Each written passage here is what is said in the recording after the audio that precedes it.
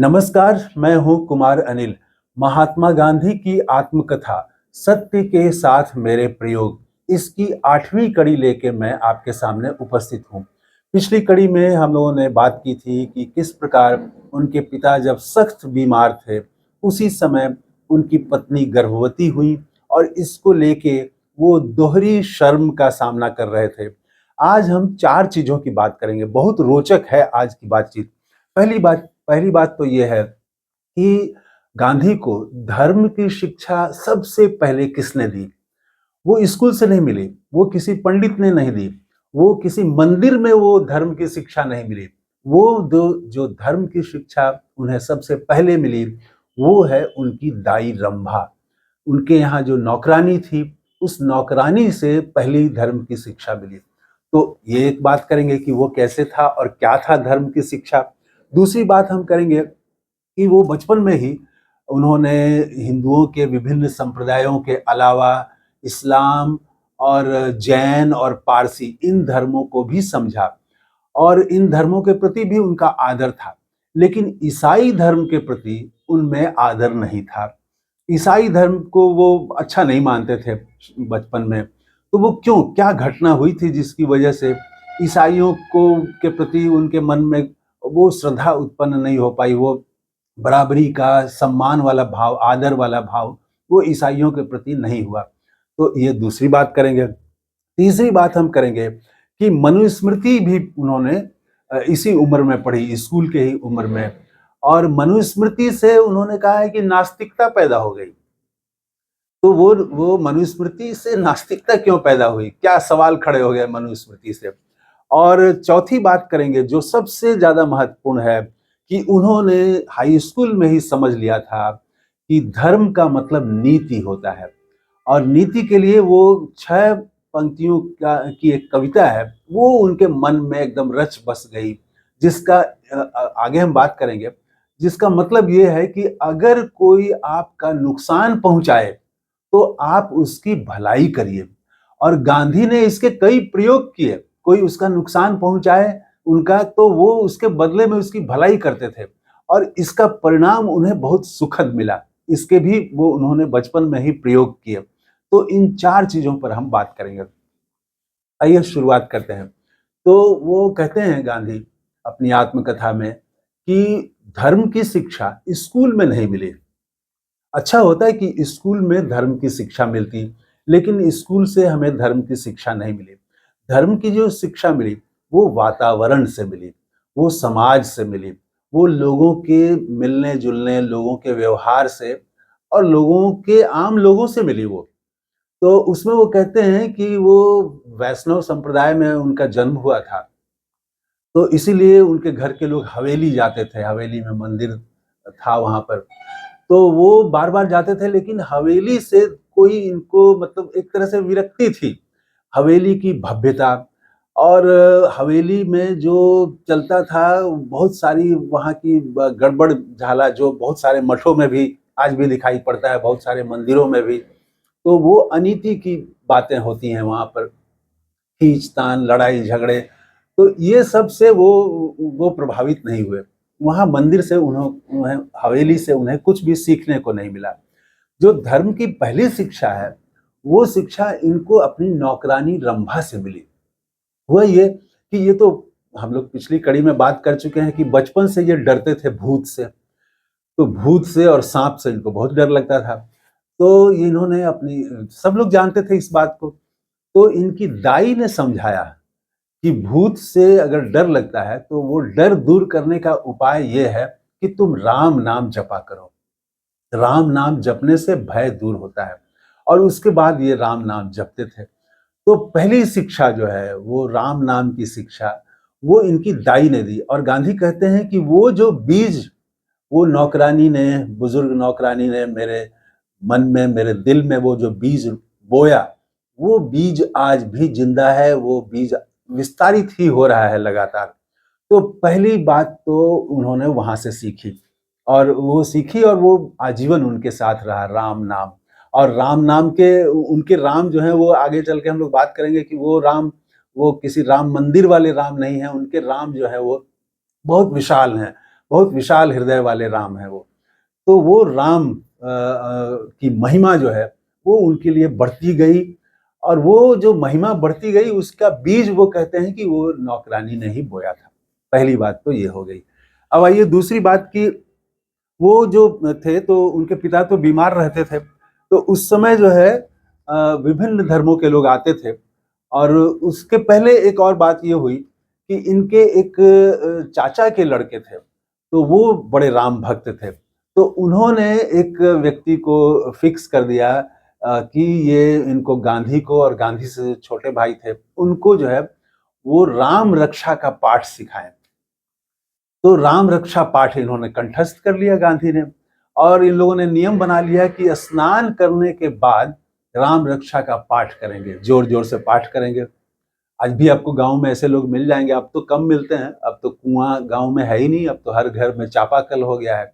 ये तो पहले लोग मिलते थे कि गांव के कुएं पर स्नान कर रहे हैं और राम नाम इतने जोर से लेते कि आसपास के 10-20 घर के लोग सुन लेते। तो वैसे ही था उनका, वो बड़े जोर से राम रक्षा का पाठ करते थे। लेकिन गांधी कहते हैं कि वो उसमें श्रद्धा नहीं थी मेरी। उसके दो वजह थे। एक तो कि बड़े भाई के प्रति आदर था, उन्होंने ये इतनी व्यवस्था की थी, कंठस्थ कराया था, तो उनके प्रति आदर के कारण हम जोर जोर से पाठ करते थे। और दूसरा ये कि हम शुद्ध पाठ करते थे, तो इसका भी एक अभिमान था कि हम शुद्ध पढ़ते हैं, राम राम का जो पाठ करते हैं राम रक्षा का, वो शुद्ध शुद्ध करते हैं। तो ये अभिमान था, इन दो वजहों से वो करते थे। आज भी हम देखते हैं कि बहुत सारे लोग जो मंदिर जाते हैं या दान करते हैं, तो वो दिखा के करेंगे, मंदिर भी जाएंगे, उसको फेसबुक पर डालेंगे लोग।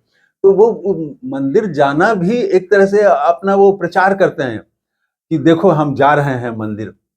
तो वो कुछ भगवान से मिलने नहीं जा रहे हैं, सत्य को खोजने नहीं जा रहे हैं, वो अपने ही अहंकार का, उस उनके भीतर जो यश पाने की इच्छा है, आकांक्षा है, उसका ही वो विस्तार करते हैं, कोई सत्य नहीं खोजते हैं। तो यही चीज था गांधी जी के भीतर भी। तो कहते हैं कि ज्यादा दिन ये चल नहीं पाया, पोरबंदर में जब तक थे तो हुआ, उसके बाद राजकोट में आए तो ये क्रम टूट गया, स्नान के बाद पाठ करने वाला। तो वहां पर पोरबंदर में एक और बात ये हुई कि इनके पिताजी बीमार रहते थे और ये तो नर्स का काम करते थे। हम बात कर चुके हैं नर्स का मतलब क्या था इनके लिए, वो भी हम बात कर चुके हैं। तो हम पिताजी के साथ रहते थे, उसी समय विभिन्न धर्मों के लोग आते थे। इनके पिताजी के मित्र थे, इस्लाम मुसलमान भी मित्र थे, पारसी भी मित्र थे। तो वो मित्र आते थे, और जो मुस्लिम मित्र थे वो इस्लाम की बात करते थे, पारसी पारसी धर्म की बात करते थे। तो ये अपनी बात वो बताते थे कि उनके धर्म में क्या है, तो अच्छा लगता था गांधी को। और जैन धर्म के भी एक जैनाचार्य आते थे, तो वो भी अपनी बात सुनाते थे, और उनकी बातचीत ज्यादातर नीति व्यवहार इस पर रहती थी। तो ये सब धर्मों के प्रति एक इनके मन में श्रद्धा और सम्मान आदर का भाव उसी समय जन्मा। लेकिन ईसाई धर्म के प्रति वो आदर और वो सम्मान नहीं जन्मा, बल्कि वो ईसाई धर्म के प्रति इनमें कुछ आ गया कि ये तो गड़बड़ लोग हैं ये लोग। वो क्या घटना हुई, वो लिखते हैं कि हाई स्कूल में जब थे तो उस समय ईसाई धर्म के लोग जो हैं वो एक कोने में आके धर्म का प्रचार करते थे। तो एक बार ये भी सुनने के लिए खड़े हुए, तो वो जो है वो हिंदू देवी देवताओं की आलोचना करते थे। ये बात गांधी को अच्छी नहीं लगी कि आप अपने धर्म का प्रचार करें, दूसरे धर्म की निंदा आप क्यों करते हैं। तो ये ठीक नहीं लगा, फिर दोबारा कभी गांधी सुनने के लिए नहीं गए। बाद में इनको एक जानकारी मिली कि शहर के एक प्रतिष्ठित व्यक्ति ने ईसाई धर्म कबूल कर लिया है, और ईसाई धर्म कबूल करने पर उनमें उनको जो है वो शराब पिलाई गई, गोमांस खिलाया गया, और उनके कपड़े बदल दिए गए। अब वो पतलून पहनते हैं, पैंट अंग्रेज वाला जो वेशभूषा है वो पहनने लगे हैं। तो ये बात इनको और अखरी कि धर्म परिवर्तन करने के बाद उसकी भाषा, उसका वेशभूषा भी बदल दिया गया, कपड़े तक बदल दिए गए, और गोमांस खिलाया गया। तो मांसाहार के तो बहुत सख्त विरोधी थे गांधी, और शराब इसके भी विरोधी थे। तो वो ईसाई धर्म से इनको लगा कि ये तो भाई बहुत गड़बड़ है, तो ये दूसरे धर्म की ये लोग निंदा करते हैं। तो वहां तक ये बात रही। उसके बाद राजकोट आए। राजकोट में हमने कहा कि वो राम नाम का जो जाप कर था वो तो टूट गया, और यहाँ पर कोई उस तरह से राम नाम का पारायण भी नहीं होता था, जो कि वहाँ था, पोरबंदर में था। एक बाबा थे, एक पंडित थे, वो राम कथा आके सुनाते थे और उनकी राम कथा में गांधी कहते हैं कि बड़ा रस था। तो वो रस मिलता था, एक रस की धारा बहती थी, अच्छा लगता था। लेकिन राजकोट में ऐसी कोई व्यवस्था नहीं थी, वहां पर बल्कि भागवत कथा होती थी और वो भागवत कथा सुनने गए भी, लेकिन वो रस नहीं था। उस तरह से वो आनंद नहीं आता था। तो खैर, तो उसके बाद में वहीं पर राजकोट में ही एक नई चीज ये हुई कि इन्होंने हिंदू धर्म के विभिन्न संप्रदायों के प्रति आदर का भाव समझा कि सभी संप्रदायों के प्रति आदर का भाव होना चाहिए, और इनमें वो आदर का भाव जन्मा।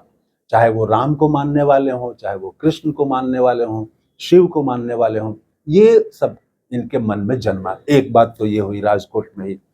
दूसरी बात ये हुई कि सभी धर्मों के प्रति भी एक समान आदर इनके मन में राजकोट में ही जन्मा।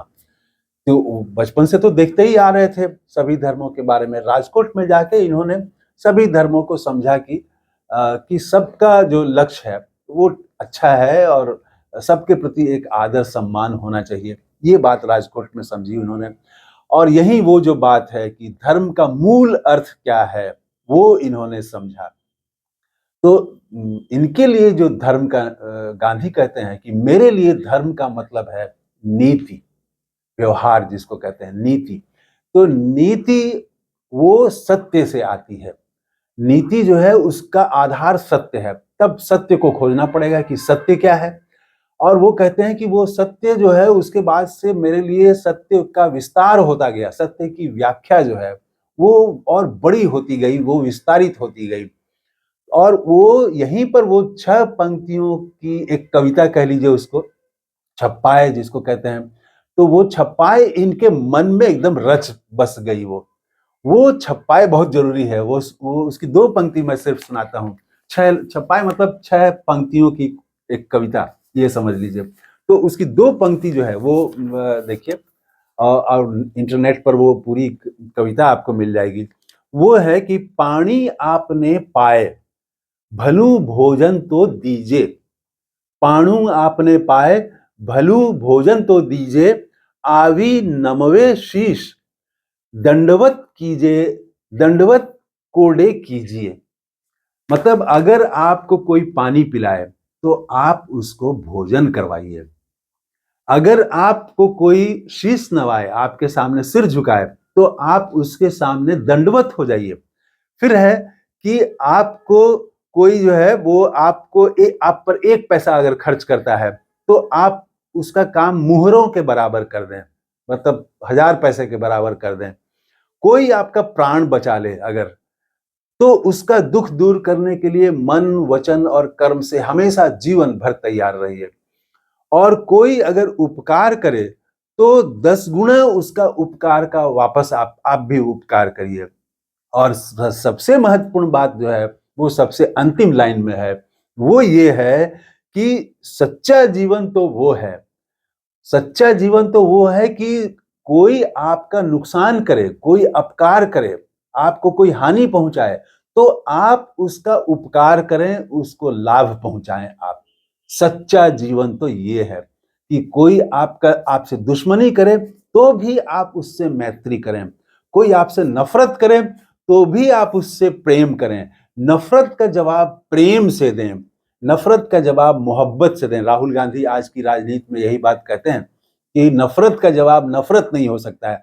अगर नफरत का जवाब नफरत से देंगे तब तो ये एक चक्र बन जाएगा, और ये एक ऐसा चक्र बनेगा जो कभी खत्म नहीं होगा, घूमता ही रहेगा और दुनिया बर्बाद हो जाएगी। नफरत का जवाब नफरत से अगर दें तो, घृणा का जवाब घृणा से दें। नफरत का जवाब अपकार का, हानि का, नुकसान का, कोई निंदा अगर कर रहा है तो उसका जवाब आप उसको लाभ देके, उसकी बड़ाई करके, उसका सम्मान करके, उसका आदर करके, उसको मोहब्बत देके, इस तरह से आप जवाब दें। ये है सच्चा जीवन। ये गांधी जी ने हाई स्कूल के जस्ट बाद ही, जब वो राजकोट में आए, उसी समय उन्होंने ये बात समझ ली थी। और वो जो कविता है 6 पंक्तियों की, कि कोई आपके आगे अगर शीश झुकाता है तो आप जो है वो एकदम दंडवत हो जाइए। कोई कोई मदद करे तो 1 पैसे का मदद करे तो आप 1000 पैसे का मदद करें। कोई जीवन अगर बचाता है तो आप आजीवन उसकी रक्षा करें। और जो सबसे बड़ी बात वो अंतिम लाइन में थी कि कोई आपका अपकार करे तो आप उसका उपकार करें। नफ़रत का जवाब मोहब्बत। तो ये मोहब्बत की बात जो है गांधी ने बचपन में ही सीख ली थी। आज की कड़ी में इतना ही। कैसा लगा ये कड़ी कमेंट करके ज़रूर बताइएगा। थैंक यू, धन्यवाद, जय हिंद।